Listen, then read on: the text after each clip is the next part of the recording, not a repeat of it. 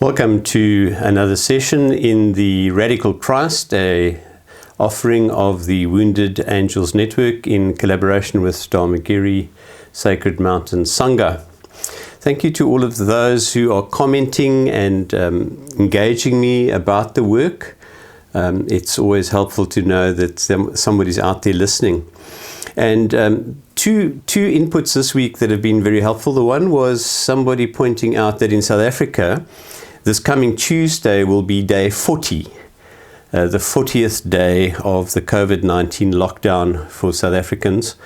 So that had a sort of synchronicity to it, because this week we're talking about in the rosary of Jesus' life. Remember last week we looked at the baptism, and this week straight away we're going to look at the temptations, the 40 days of temptation in the wilderness. So the 40 days of COVID is an interesting little connection there for South Africans.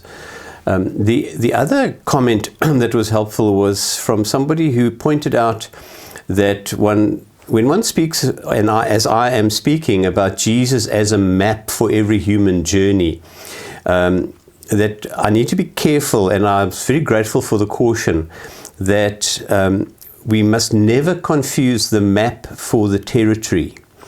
And I've got a story that hopefully will illustrate that. There's a man, this is the days of paper maps, and there's a man walking around the streets of New York, and he's got a paper map in his hand, and he's looking at the map, and he's in downtown Manhattan, and he's looking around, and he's trying to orient himself, and he's looking at the map, and he's getting more and more frustrated, and eventually he starts cursing. He starts saying, "Damn you, New York! Damn you, Manhattan! What is wrong with you? What is wrong?" He's glaring at his map. And so, because he's causing such a commotion, eventually two New York police officers approach him and say, "Sir, can we help you? What is happening?" And he says, carries on cursing, says, "Damn New York, there's something wrong with the city." And they say, "What is wrong?" And he says, "Well, nothing around me wants to orientate with this map of mine." And the policemen by now are looking over his shoulder, and they say to him, "But sir, that is a map of Cape Town." Very often in our religious expressions, we get hold of a piece of paper. We get hold of a Bible, we get hold of a Quran, we get hold of a Holy Scripture, a sutra, and there's a big temptation, and this is the point that my friend made, that we then confuse the map for the territory. That story of the man cursing Manhattan for not corresponding to his map of Cape Town is a silly story, and yet very often we do that. So when I speak here about Jesus as a map for every human journey, I'm not saying that our lives have to follow the scriptural record as I'm unpacking it of Jesus' life. The opposite is true. That if you get disoriented and you get lost in New York or Cape Town, assuming that you've got the right map for the city that you're in, a map is useful for reorienting yourself. If you're feeling lost, if you're feeling desperate, if you're feeling that you completely don't know where you are, then coming back to Jesus as a map for the human life might help us relocate ourselves and say, "Whew, thank heaven, somebody else has also been through this." So it's not that we're going to follow the same sequence. We might be crucified today, and then in Bethlehem the next day, and then in the temptation, and the order might be completely different. The fact is that there are these waypoints and map points that we can come back to. So I'm very grateful for that comment. So to move on then, for those of you who are interested, this is a sharp knife in the kitchen incident that I'm recovering from, so please excuse it. I thought of putting gloves on, but that would just be too weird. Matthew chapter 4. Then Jesus was led up by the Spirit into the wilderness to be tempted by the devil. He fasted 40 days and 40 nights, and afterwards he was famished. The tempter came and said to him, "If you are the Son of God, command these stones to become loaves of bread." But he answered, "It is written, one does not live by bread alone, but by every word that comes from the mouth of God." Then the devil took him to the holy city and placed him on the pinnacle of the temple saying to him, "If you are the Son of God, throw yourself down, for it is written, He will command His angels concerning you, and on their hands they will bear you up, so that you will not dash your head against your foot against a stone." Jesus said to him, "Again it is written, do not put the Lord your God to the test."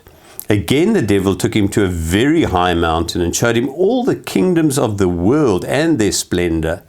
And he said to him, "All these I will give you, if you will fall down and worship me." And Jesus said to him, "Away with you, Satan, for it is written, worship the Lord your God and serve only Him." Then the devil left him, and suddenly angels came and waited on him. Now, Mark's account is quite different. Mark was written before Matthew. Is a lot more summarized. Luke's is very similar to Matthew. Both of those, it is assumed, used Mark as a source. And the only big thing I want to point out is that Luke ends this account where it says here, "Then the devil left him and suddenly angels came." That's Matthew's version. Luke ends it and says, "And then the devil left him for an opportune time." So there's a temporary removal. So if we can just go to what happened before in the narrative. We last session looked at the baptism of Jesus and that profound moment when the heavens open, he hears the words of God. Only 2 times in his entire life, adult life, that he hears God speak that we know about. And the words are the same in both cases. The words go, "That's my child. I really, really, really like you. I love you. You are my beloved, my agapeitos. I approve of you." And there is the descending symbol of the dove, the sign of the Holy Spirit coming down to rest upon Jesus. And then immediately we read that the Spirit of God led him into the wilderness to be tested by the devil. Now, this word "led up" can also be translated from the Greek to mean offered up. So then the Spirit offered him up. The same Spirit that descended as a dove at the baptism, that same Spirit offers him up, leads him up into the wilderness to be tested. The approval of the voice, and now the testing, the stress testing of this identity. Who is Jesus really?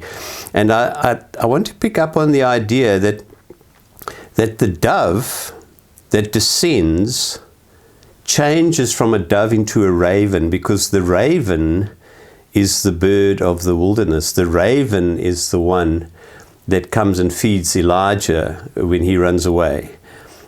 Also for 40 days. The raven feeds Elijah. And so the raven is the bird of the wilderness. The dove is this gentle dove of peace and light and voices from heaven. The raven is dark and shadowy and speaks of wildness. And there's something, a little bit of an echo here. I don't know if you can hear the echo, but if we take the translation that the Spirit of God offers Jesus up to the wilderness to be tested, it kind of harks back to a narrative that Carl Jung made a big thing about. He actually wrote a very, very significant article, a small book actually, called The Answer to Job, where he has a look at this God of the Old Testament, this Jehovah, who's actually quite fickle, and who loves Job, but is prepared to negotiate with the devil to have Job tested and tried. There's some hint of that here, that the same Spirit that blesses agapeitos, my child, then also offers up this child into the wildness so that the wildness can test this agapeitos of God. Goethe, that great romantic German writer, probably one of the greatest writers that Germany ever produced, Goethe's Faust has a similar story where Mephistopheles also goes into this negotiation with God about Dr. Faustus, and there's this whole story of the Faustian Pact where Faust makes a deal with the devil. That he'll give up his soul at the end if he can just have power. There's something of that going on here.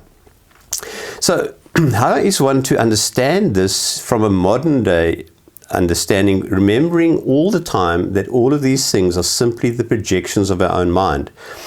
These are our human conversations. These are our human struggles. These are the things that humans have struggled with and thought about for millennia. We projected God outwards. Now God has come incarnated into us. So what do we then make of the fact that parts of our life are very clear and in the light and filled with doves and voices that say, you are the agapeitos.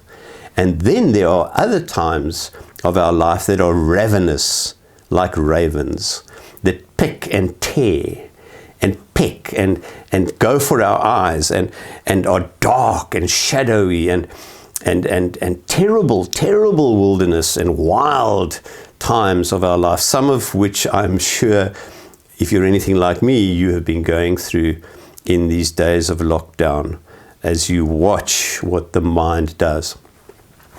Well, from a Jungian psychological point of view, the wilderness temptation of Jesus is absolutely the thing that has to happen after the wonder of the baptism and the light and the dove and the voice. It's a necessary counter to what Jung would have called an ego inflation. So when you have had God speak and when you have heard God tell you that you are the beloved, it's very easy to become inflated with how important this is and how important you are and how significant you are in the scheme of things.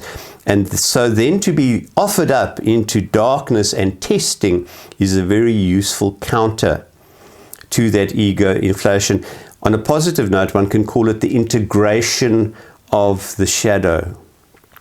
There has to be a remembrance that our humanity is as wild as what it is enlightened.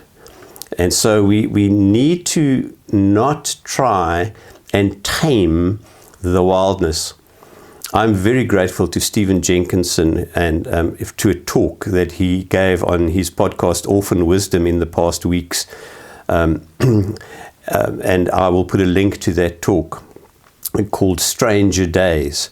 And what Stephen Jenkinson makes very clear is that one cannot tame the wilderness.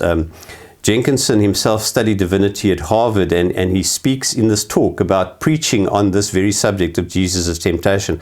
And he says it struck him even then as a young preacher that Jesus goes into the wilderness not to conquer the wilderness, but to conquer himself in the wilderness. And if there's anything wrong with our world where it is right now, with viruses and cancers and ecological crises, it's been that we have had this arrogant assumption that we are the conquerors of the wilderness. So what Jesus teaches us in this experience of the wilderness temptation is that he goes not to test the wilderness, but he goes to be tested by the wilderness and to work on himself, not to try and enforce power onto the wilderness. And so all these discussions about waging war on COVID-19, waging war on cancer, and we talk about so-and-so battled bravely against cancer until the very end. Cancer has got no issue with us. Cancer has got no war on us. Cancer is not an enemy. Cancer is a group of cells that become too successful and propagate too quickly and take over our bodies and therefore kill us. The COVID-19 coronavirus and all other viruses are not intentionally aiming to conquer us. They are simply very, very successful. And when things become too successful, that's when problems come. But if the coronavirus or any virus and cancer were companies, businesses, they would have been on the cover of the Fortune magazine. They would have been part of at least of the top 5 Fortune 500 companies. They are incredibly successful at propagating and taking control and taking charge. They are so successful that, like cancer, they will actually kill their host. They will kill their host. Cancer kills our bodies. Coronaviruses kill us because they are so successful, and they eventually kill us, and therefore they die. That's why the virus jumped from the pangolin to the domestic animals and then onto humans, because the virus is successfully trying to propagate itself in the Wuhan province to try and stay alive. But beware of being too successful. And it's against that background that I want to speak about Jesus in the wilderness. In 2008, I was very privileged to go and spend an entire year in a hermitage retreat at Dharmagiri. That is a very special place, a Buddhist retreat center founded by Kittisaro and Tanisara. And I spent an entire year. Now Dharmagiri is on the road to a very famous mountain resort. And my hermitage was quite isolated, so you didn't see the main road. There was just a little bit of the curve of the road you could see far down the mountain. But on a Friday afternoon, this hum would begin. It would be like a drone. Here from about 3 o'clock on a Friday afternoon, this drone would begin. And then on the little bend of the road, you'd see these 4x4s flashing past, heading up to the resort. And they would be laden, mountain bikes on the top, canoes on the top, trailers, tents on the trailers, and zoom, they would go up into this mountain resort, into the wilderness. And then at about the same time in the afternoon, on a Sunday afternoon, the growl would go the other way. Zoom! Everybody would go back with the 4x4 just suitably covered in mud to show that they had been to the wilderness to conquer and had conquered the wilderness. The wilderness is huge business, and before COVID-19 shut down tourism, South Africa has some amazing wilderness resorts. But it always intrigues me that people who come to the wilderness don't come to work on themselves in the wilderness. They come to exploit and to experience and to photograph and to ride all over and to go on trails around the wilderness. And if you gather around campfires at these resorts after a day's, whatever it's been, mountain biking, kayaking, running, hiking, photography, you name it, the conversation will seldom be all for the wilderness. The conversation will be about how well the technology worked. Gee, this new lens that I've got is really amazing. I've got this gimbal that really captures all this wildlife amazingly. Gee, my new bike performs so much better than the old bike. Wow, the 4x4 is really cool. Can you see the conquest? Can you see the wanting to tame the wilderness? That's not what happens to Jesus. Jesus goes to the wilderness to conquer himself. And there's been tens of thousands of sermons, so I'm not going to preach another one about the 3 temptations. But very briefly, just to recap, the devil, diabolos, which means the counterpart, or the one who argues against. Dia means to move against, to move across. Some translations of diabolos would be the backstabber or the backbiter. But more appropriate is the adversary. The oppositional energy is what Richard Rohr calls the devil, and I think that's a very good translation of diabolos, the oppositional energy. So the oppositional energy comes to Jesus and says to him, why don't you're the agapeitos of God, why don't you just turn these stones into bread? You're hungry, I can see something, just make some bread out of the stones. Obviously, the temptation to use whatever power he has for material ends, to use his power to conquer the wilderness, to turn the stone into something he can use. It's an early form of mining, early form of exploitation of resources. Turn the stones to bread. Turn it into something useful. Stone's not useful, and so make it into bread. Make bread. Second temptation, he takes the oppositional energy, has Jesus picture himself on the pinnacle of the temple, on the top tower of the temple in Jerusalem. And if you'll only just throw yourself down from here, if you'll do some wonderful, spectacular act, I will give you all power. And it's a temptation to use cheap tricks. It's the temptation to be over enamored with our technology and how clever we are and how clever the algorithms are. So clever that we now write code that can't be uncoded, and the algorithms take on a life of their own, and the very coders who wrote the code can't actually get back into the algorithm to undo the coding that they've done because it's been compressed down and compiled, and now it just runs itself. Those kind of cheap tricks. And religion, of course, is a whole cheap trick on its own of spectacular acts, and these silly people who curse the coronavirus and bind the coronavirus and blow all over it and say, Kenneth Copeland saying, I curse you, COVID, be gone. Okay. Cheap thrills, cheap tricks. Pinnacle of the temple stuff. The third one is Jesus is taken by the oppositional energy to a high mountain and shown all the kingdoms of the earth and said, if you will just worship me, the darkness, if you will allow the darkness to take hold of you and only work for yourself, I'll give you all power. And one only has to look around the world at what leaders are being exposed through this current crisis and the ecological crisis for the narcissists they are. And then those leaders who are really there to try and balance the darkness with the light. So Jesus goes and he faces those temptations of the wilderness, but all of them, again, may I remind you, is about working on himself, not trying to take control over the wilderness.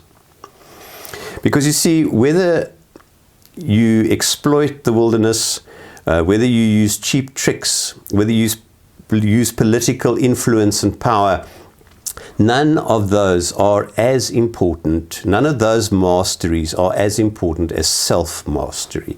And that's really what the wilderness temptation is about mastering yourself in the wild and dark and terrible, terrible times. Because the wilderness, make no doubt, was a fearsome, fearful place. It was the place where everything bad happened to the Israelites. They were afraid of it, and certainly the Jews of Jesus' time had nothing good about the wilderness. It was the wilderness into which they chased the scapegoat every year to carry all their sins. It was the place of demons and darkness. That place is still in us. But we don't ignore it.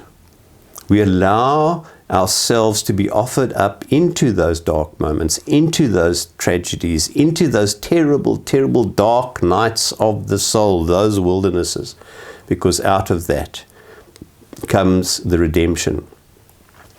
The dove and the raven have to be together. The blessing of the agapeitos and then the raven, that canny and cunning bird. And one has to remember in spirituality to balance wildness with all the composure and the consolation that we tend to propagate. And one of the most telling criticisms I've heard of the church is that the problem with a lot of the church is the church doesn't acknowledge the shadow of the human and of the organization. So everything is about light and doves and baptisms and water, and very little is about temptations and wilderness and ravens. One has to hold those two things together. And that is why, for me, if I didn't have the cross as a symbol, which in itself is very powerful, and I had to choose a religious symbol, I would choose the yin-yang sign from the Taoists. That circle that, as you can see, has a teardrop of complete white and a teardrop of complete black, shadow and light, doves and ravens. But in each one is a dot of just the other one. And it holds everything in that mandala circle of tension. That is what it means to be fully human.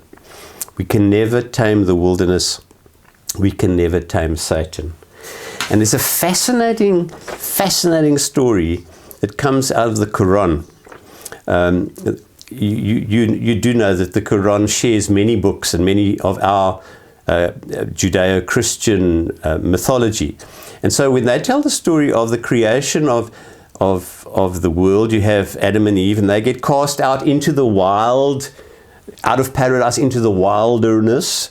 And then immediately they have children. One of the children kills the other. And this, but there's this unique perspective in the Quran where they tell the story of how Cain has now killed his brother, and his brother's lying there. The dead corpse of Abel is lying there because Cain had been overwhelmed with jealousy that his brother's sacrifice had been received by God and not his. And we read, this is from the Quran. Thereupon Allah sent forth a raven who began to scratch the earth to show him how he might cover the corpse of his brother. So seeing it, Cain cried, "Woe unto me! Was I unable even to be like this raven and find a way to cover the corpse of my brother?" Then Cain became full of remorse at his doing. I love it. The embracing of the shadow. The raven comes and says, come on, just make as if it didn't exist. Just move behind your picket fence. Go back to the dove and the light and the agapeitos. Forget that you also are somebody who could murder their own brother. The raven comes and scratches and says, hide it away. And the watching of the raven brings Cain to remorse. And in the Quran, he goes and confesses what he has done. It's amazing how the different tradition just brings a whole new understanding of that whole Cain and Abel story and the scratching of the raven. and so that's the real power of these two stories back to back. You've got the baptism of Jesus, all the light, all the glory, all the agapeitos, the affirmation, the dove, and then you've got the darkness, the being offered up into the wilderness, going into the world of the ravens and the demons and the darkness. And so it's a reminder to us that we have to balance spirituality with wildness. As Stephen Jenkinson says, just like you can never tame the wilderness, so too you can never tame the oppositional energy within oneself, that which wants to destroy everything that is powerful and positive. But that's the truth about our humanity. We are the yin and the yang. We are the darkness and the light. And we ignore either one at our peril. We have to hold those two things together in the mandala offering, in the circle. And right at the end, when Jesus in Matthew says, go to Satan, in the Old English it says, get thee behind me. That word hupago actually means just go, stop, leave.